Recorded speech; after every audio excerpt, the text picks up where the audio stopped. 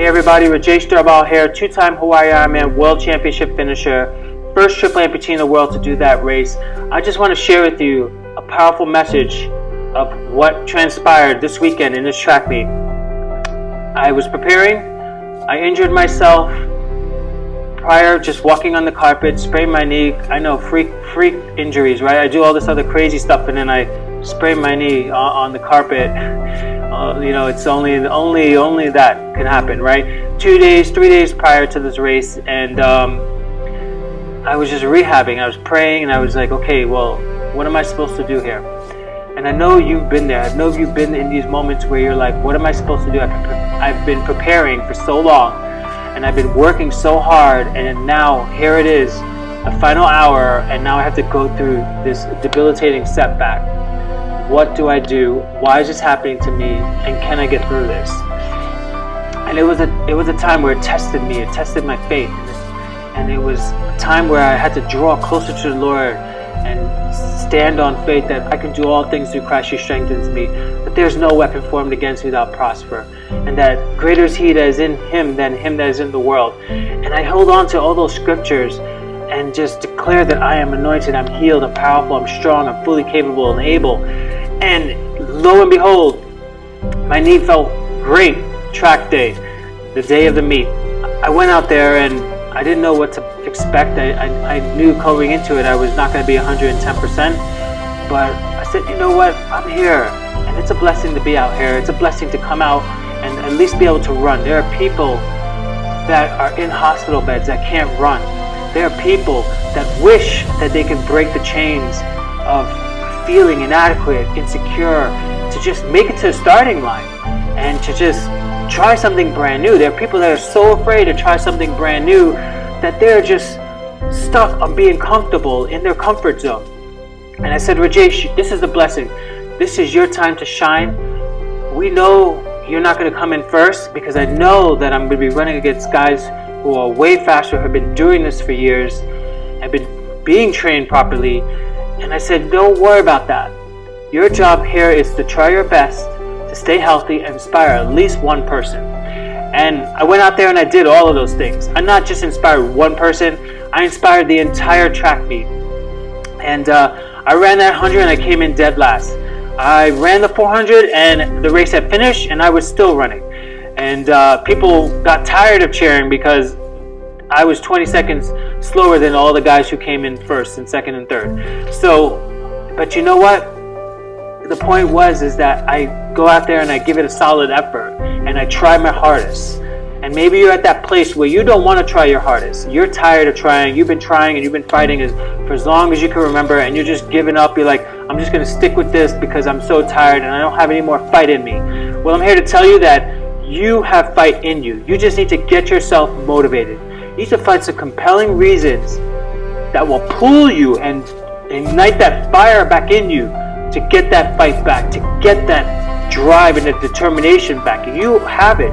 You just have allowed all these circumstances and all of these challenges and setbacks and the things that did not work out and the people that have betrayed you and the past regret and mistakes and the false labels that have been put on you just take root into your life and clog you up.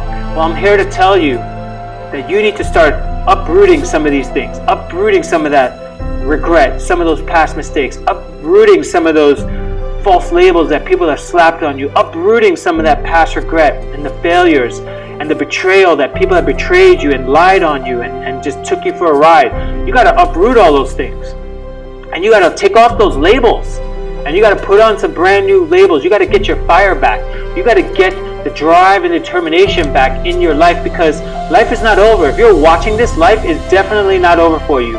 You may be 50 years old, you may be 60, you may be 70, you may be 80. Life is not over.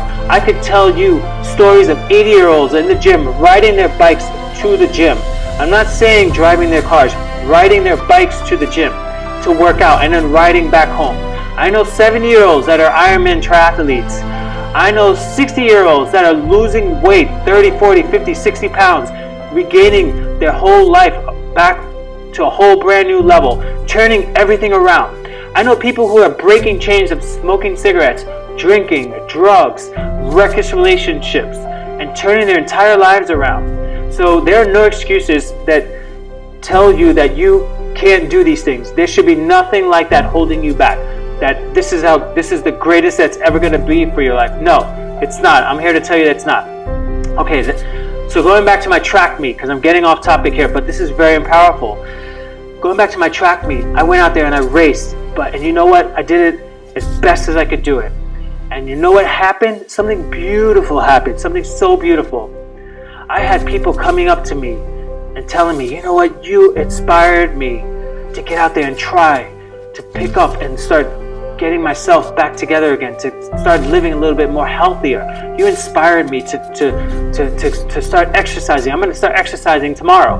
You inspired me that I can just try just a little bit harder, that life is not over, that I've been taking it a little bit too easy, and that I need to stop taking it easy. I need to start just going after something a little bit more than just my comfort zone, to start stretching myself and growing myself and taking on a little bit more that I thought I could take on.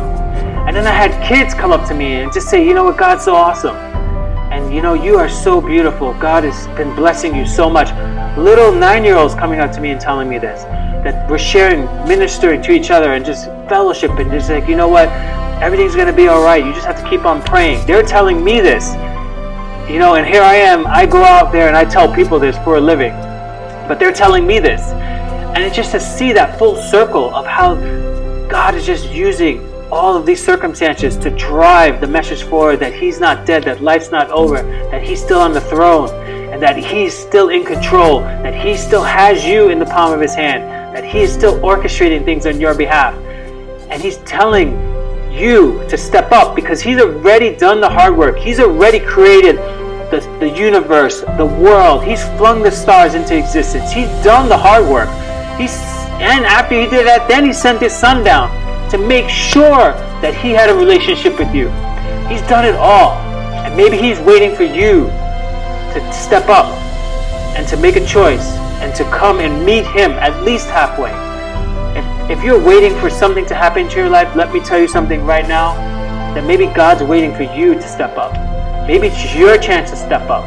Maybe it's your time to finally say, you know what, I've lived at a lower level for as long as I can remember. It's always been like this. I've always just waited, stayed in the shallow area. I've never come out over here onto the deep side. Maybe God's pulling you right now to say, you know what, I want you to come out here onto the deep side. I want you to come out here where faith will stand. Where your feet might fail, that your faith will stand on the deep side. I want to show you that. I want to show you that that's all you need is your faith. These kids, 9 years old, they were telling me, you're going to make it, Rajesh. You're going to make it. You're going to get faster. You're going to make it. All you have to do is keep on praying. 9 years old. Then, if that didn't compel you, to get you fired up, there was a 5-year-old.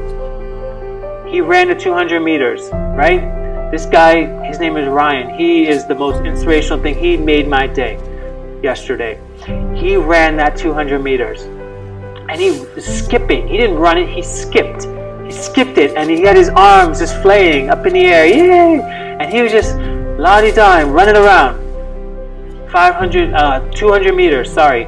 As happy as can be, he ran that thing. And you know what? He came back, and he was like, you know what? He's like, Rajesh, and he was sitting in front of me. He said, Rajesh, I'm going to win you a gold medal. And I'm like, really? He's like, yeah, I'm going to win you a medal. You deserve to have a medal. 5 years old. And I was like, wow. I was like, man, this kid had me in tears. Because to him, it was just running a race. To him, it was more than that. It was more than just running the race. It was having fun. It was being in that moment. And God showed me that, you know what? There are people out there that care about you and love you. That when you meet me halfway, when you come out to the deep waters, when you stand in that faith and look past the injury of the knee sprain, look past the doubt, the fear, the anxiety of going out there and racing and being the best rock star that you could be.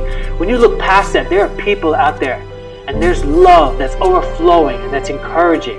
And He showed that and reconfirmed that with that 9-year-old that said, all you have to do is keep on praying that God will solve everything. And then He made sure that we understand this and that he's always there with the 5-year-old by saying, I love you and I'm going to win that medal for you. It's not about winning this race. Now maybe you might be an elite athlete and you're like, no, it's about winning, it's about coming in first, it's about being the best that you can be.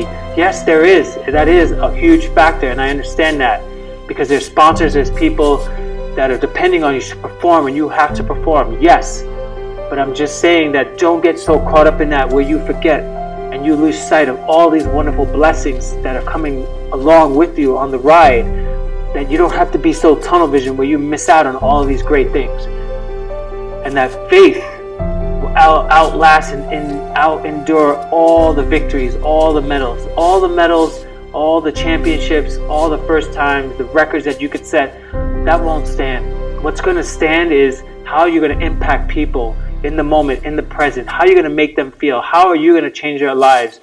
Whether it be a 5-second encounter or a 10-second encounter where they want to win that medal to you, or where they want to say thank you for being out here. You inspire me.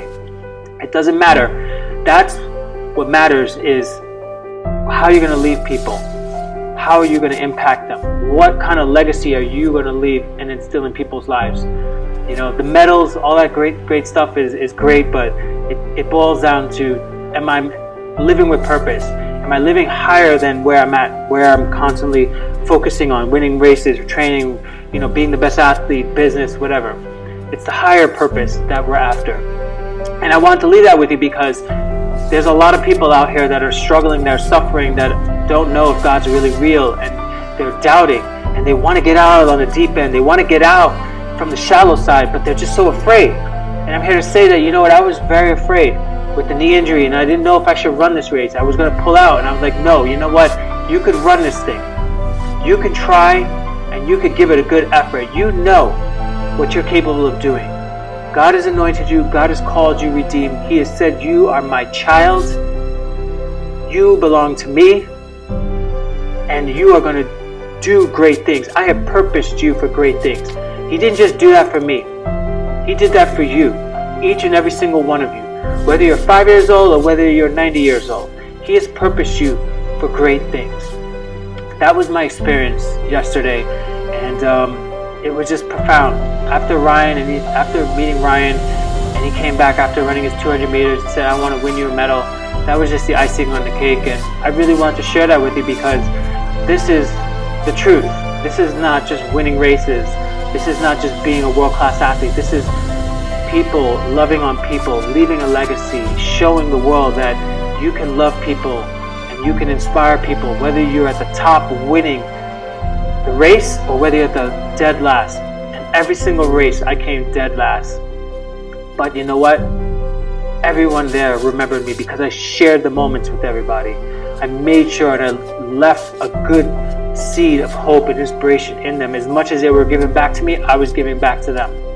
And that's what matters. That's what's going to change your life. That's going to radically take you from just being an athlete here to being a world-class athlete up there, where people can look up to you and say, you know what, that guy stands for something more than just winning races and being a best athlete or speaking or making tons of money and traveling all around the world. No, he stands for people. He stands for things that are going to outlast this entire world. Medals will fade, they will tarnish, they will eventually get old, and nobody will care to even see them anymore.